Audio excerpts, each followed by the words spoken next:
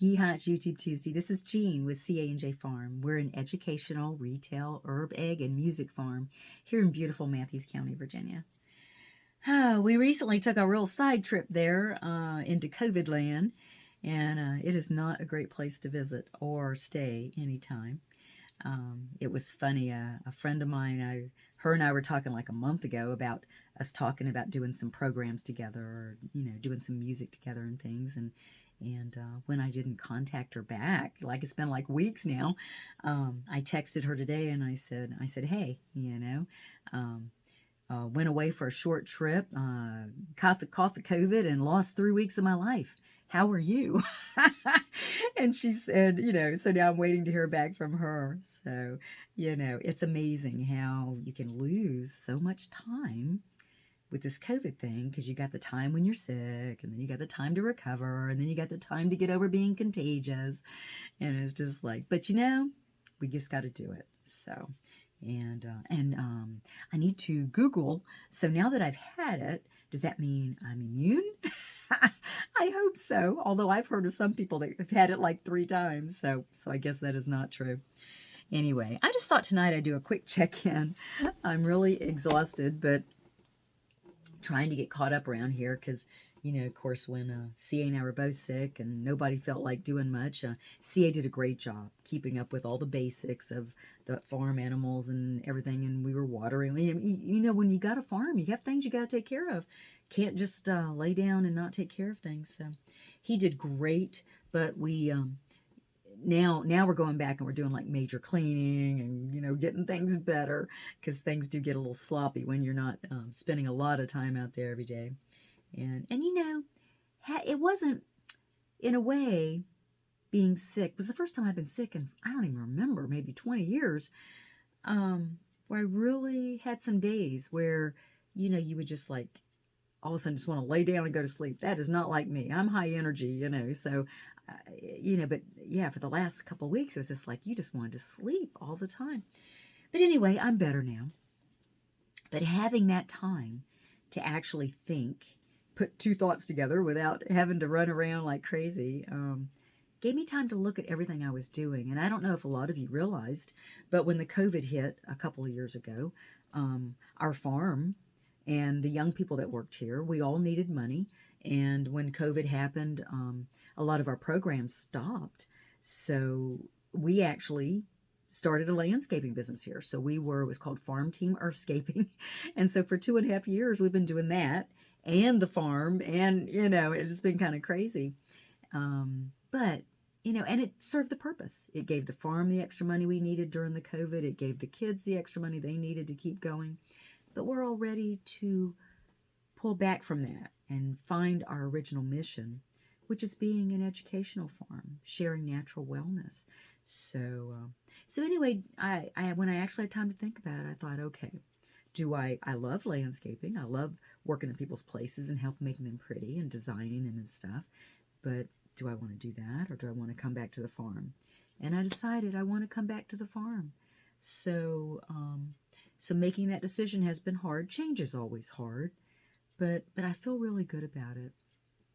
So now we're going back to the original mission and what I'm really feeling, because I'm not a highly educated college person, but I have been a master gardener since '98. I'm a natural beekeeper. I'm an herbalist, a community herbalist, and I have grown cut flowers. I love working with the earth and with the animals, the chickens and the ducks and the rabbits and the dogs, and growing the herbs as well as using them.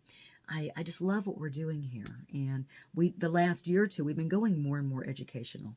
So that's what we're coming back to. We're going to be sharing more and more online and on land here at the farm about how to basically grow your own food, how to basically grow your own herbal remedies, how to do things in a quick, easy, earth-friendly way. Because we are all organic out here, which being organic means you do everything the hard way, right?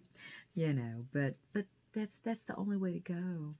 I really do feel like, I know one of our young men here, Dustin, found this video. It was a documentary on Netflix called Kiss the Ground. and it was done with Woody Harrelson, which he did an amazing job of being the narrator for this documentary. Like I said, it's on Netflix. If you can catch it, catch it.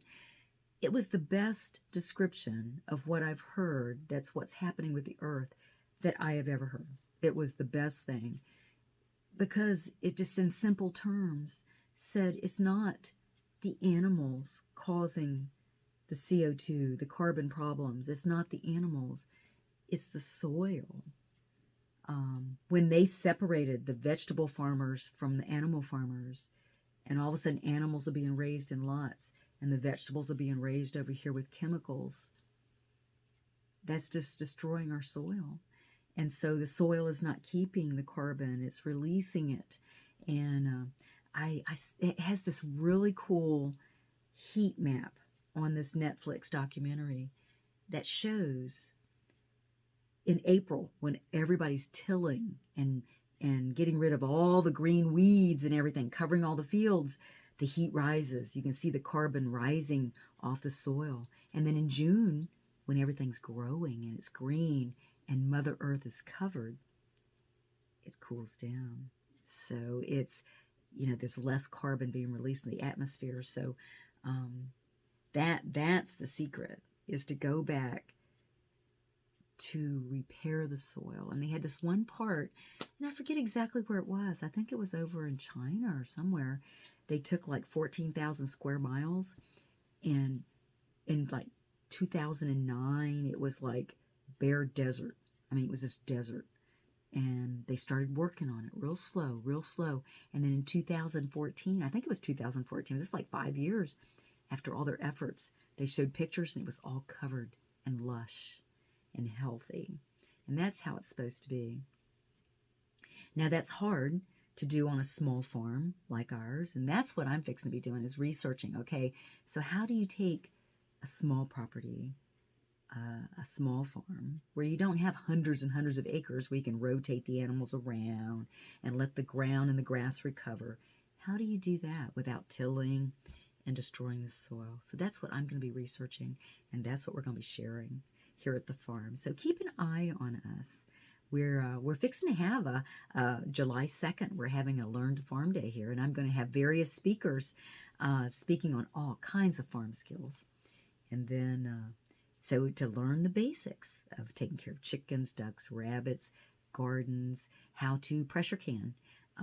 The end of the day, we're going to actually do a demo on humanely harvesting your chickens. We'll do it very humanely. And, our animals have had a good life. These are animals that have reached, they're too old to be layers anymore. So these are pretty tough birds. So they have a great life, with one bad day. And they'll become crock pot chickens, because to make them so they'll be tender again, we could eat them. But that's life. That's life. And so we're going to be sharing that here. And then in August, we're going to have an event, Matthew's Herb and Fairy Fest. And we're going to share. We're going to be doing more with the herbs. We're having herb talks and weed walks all day, as well as fairy events for the kids. And we're going to have a tea party. And then we're going to have some music up on the stage too.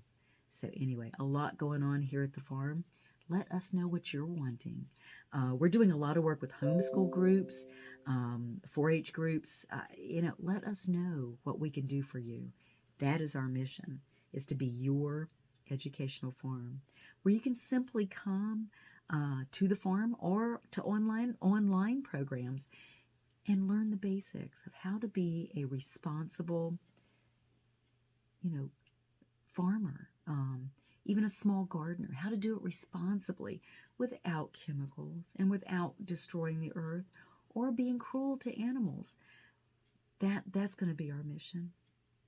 And then you throw in the music, and that just reaches everybody, reaches you with your soul and your spirit.